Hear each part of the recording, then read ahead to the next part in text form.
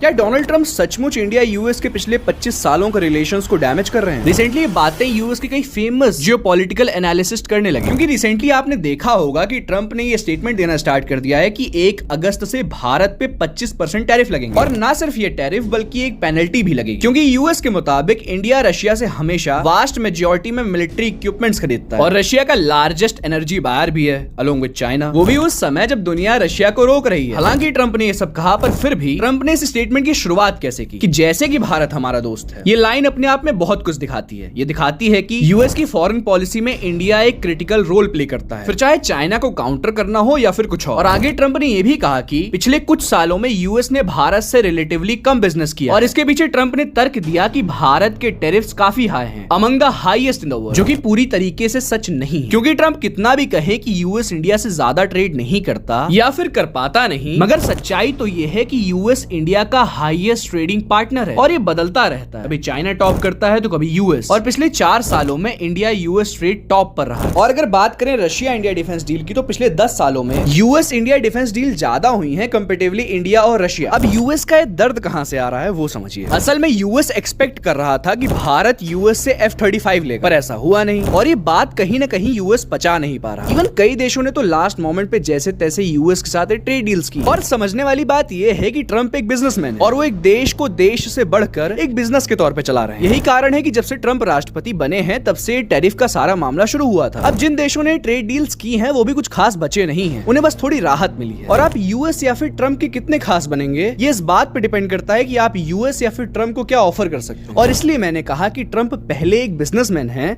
और बाद में एक राष्ट्रपति। अब आप लोगों में से कई लोगों का ये सवाल हो सकता है कि जब इस हमाम में सब नंगे हैं तो फिर पाकिस्तान का क्या? पाकिस्तान पे कोई टैरिफ नहीं लग रहा? काफी फनी है और कंसर्निंग भी कि हाँ, पाकिस्तान पे कोई टैरिफ नहीं लग रहा, क्योंकि जो अमेरिकन को तेल देगा, उनकी बात मानेगा, उनका ईगो फीड करेगा, वो अमेरिकन का सबसे ज्यादा सगा हो। और इंडिया ने इसमें से कुछ भी नहीं किया, उल्टा ट्रंप की सीज फायर वाली स्टेटमेंट को डिनाई कर दिया और बचे कुचे नोबेल प्राइज के सपने को तोड़ दिया। उसके बाद ट्रंप का गुस्सा होना तो लाजमी है और गुस्से में ये भी कहना कि जो तेल पाकिस्तान से निकलेगा हो सकता है किसी दिन वो तेल भारत को भी बेचा जाए, ये जानते हुए कि इंडियंस को ये बात पसंद नहीं आएगी, पर फिर भी ट्रंप ने कही। इसलिए वीडियो की स्टार्टिंग में मैंने ये सवाल पूछा कि